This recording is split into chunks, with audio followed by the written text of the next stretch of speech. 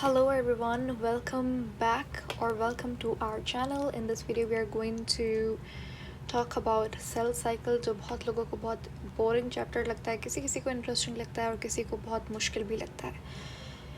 Anyways, इससे पहले हमने ये चैप्टर है क्रोमोसोम एंड डीएनए. इससे पहले हमने क्रोमोसोम को डिस्कस किया था कि इसका स्ट्रक्चर क्या होता है, chromatin, chromatid, nucleotide, nucleosome, nucleolus और बाकी जो structure of chromosome, shape of chromosome, so on and so forth. We discussed each and everything जो कि मुझे लगता था कि बेसिक यानी कि आपकी फाउंडेशन बनाने के लिए, बेसिक्स के लिए बड़ा इंपॉर्टेंट है.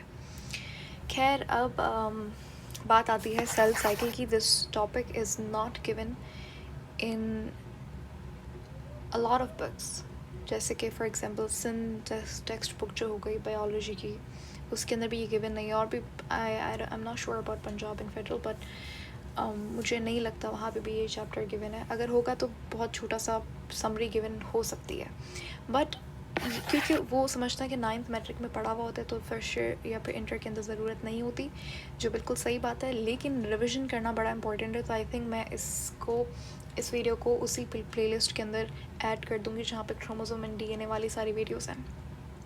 जिनको पता है उनका रिविज़न हो जाएगा, जिनको नहीं पता सो डोंट वरी, अभी थोड़ी देर में पता लग जाएगा. भाई, सेल साइकिल क्या होती है? सिंपल सी बात है, आपके सेल्स जो हैं उनकी एक प्रॉपर लाइफ साइकिल होती है. पुराने सेल्स जाते हैं, नए सेल्स आते हैं. सेल थ्योरी का नाम सबने सुना है, ठीक है.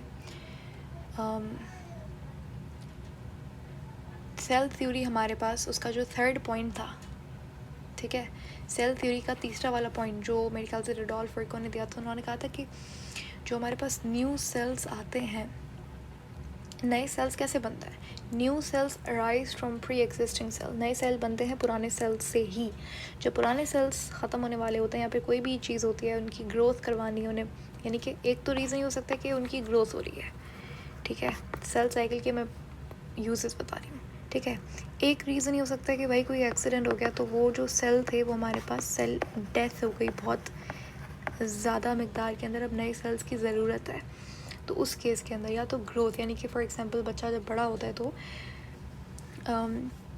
उस हिसाब से भी सेल ग्रोथ होती है, नए सेल्स बनते हैं. तीसरा रीज़न हो सकता है गैमेट्स फॉर्मेशन, ठीक है, यानी कि reproductive cells banana, ovum and sperm बनाने के लिए भी सेल साइकिल की ज़रूरत होती है. ओके, इसके अलावा जो हमारे पास नेचुरल जो डेथ होती है सेल्स की, फॉर एग्जांपल आरबीसी है, उसकी लाइफ साइकिल 120 डेज़ की होती है.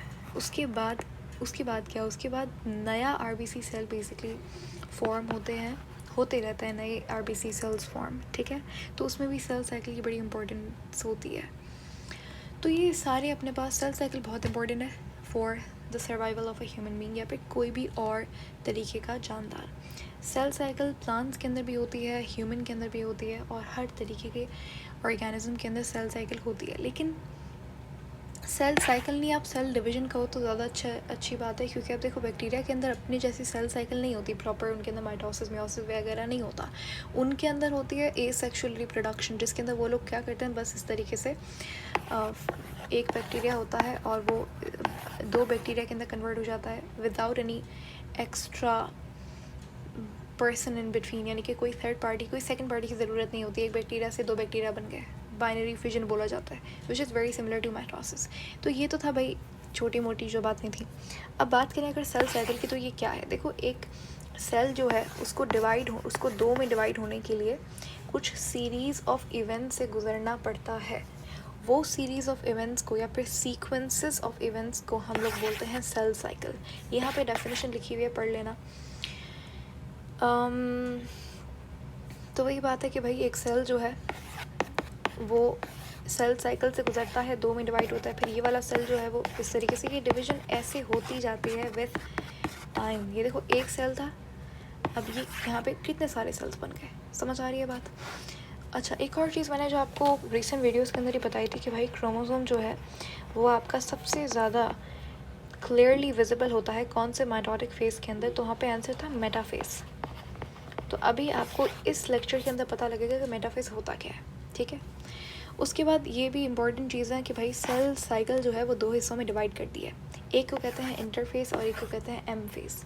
इंटरफेस वो फेस है, बिल्कुल इस तरीके से होता है. ये ये आपके पास पूरा क्या है, ये इंटरफेस है, ये एम फेस है, ठीक है। इंटरफेस के अंदर सेल अपने आप को प्रिपेयर कर रहा होता है। ऐसा ही होता है ना भाई, अगर जंग लड़ने जाना है, अगर किसी को वॉर के लिए जाना है तो ऑफकोर्स उसको बहुत सारी चीज़ों की ज़रूरत होगी, ठीक है। उसको आप आर्मी की ज़रूरत है, फिर उसको आर्मर्स की ज़रूरत है, वेपन्स की ज़रूरत है, या फिर किसी भी, चलो कोई अच्छा एग्जांपल ले लो। फॉर एग्जांपल आप किसी पार्टी में जाते हो या पिकनिक पे जाते हो, you prepare for that thing, for that event. तो वैसे ये भाई सेल जब अपनी पार्टी कर रहा है, सेल डिवीजन में जा रहा है, तो उसको भी प्रिपरेशन की ज़रूरत होती है, जिस फेज़ को इंटरफेस कहता है। इंटरफेस के अंदर बड़ी सारी चेंजेस आते हैं सेल के अंदर, जैसे सेल ने अपना डीएनए डुप्लीकेट कर दिया, सेल ने अपना जो यहाँ पे ये जो स्ट्रक्चर्स होते हैं ना, आपने नाम सुना होगा आई होप, इसको कहते हैं सेंट्रोजोम्स। तो ये सेंट्रोजोम्स क्या होता है, पहले एक होता है, लेकिन जब सेल डिवीजन होने वाली होती है तो ये दो में तब्दील हो जाता है, दो बन जाता है। तो ये कुछ अपने ऑर्गेनल्स जो होते हैं उनको डुप्लीकेट कर देता है, डीएनए को डुप्लीकेट कर देता है, डीएनए की कॉपी बना लेता है, सेल की साइज़ थोड़ी सी बड़ी हो जाती है। ये सारी चीज़ें इंटरफेस के अंदर होती है। हम लोग पढ़ेंगे क्या क्या स्पेसिफिक चेंजेस होता है, इसके भी आगे जाके कुछ स्टेप्स होता है। फिर आती है एम फेज़। एम फेज़ अपने पास एक्चुअल डिवीजन होती है।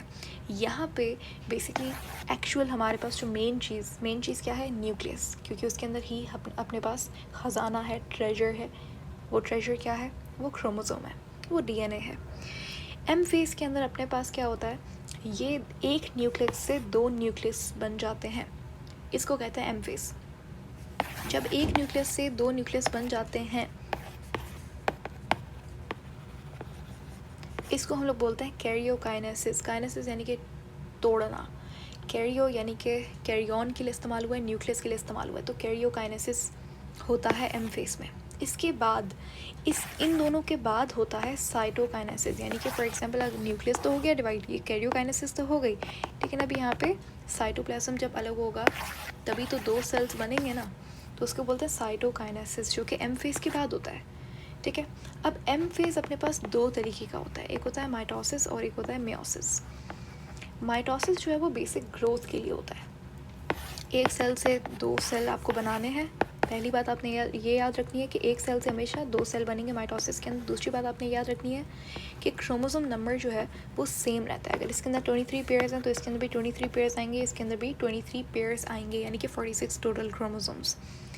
एक होता है मियोसिस। मियोसिस हमारे पास गैमेट फॉर्मेशन के लिए ही होता है।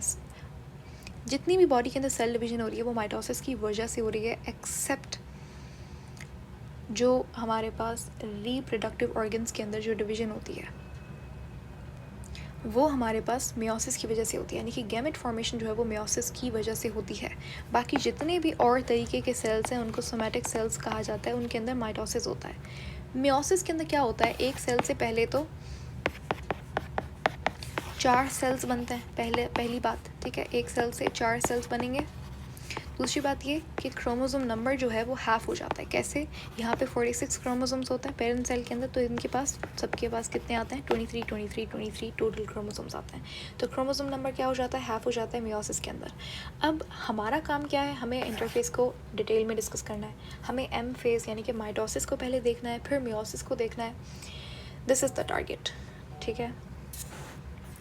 अभी इंटरफेस की मैंने आपको बताया 3-4 फेजेस होते हैं, एक G1 फेज़, एक S फेज़ और G2 फेज़, यहाँ पे आपको दिख रहा है, ठीक है।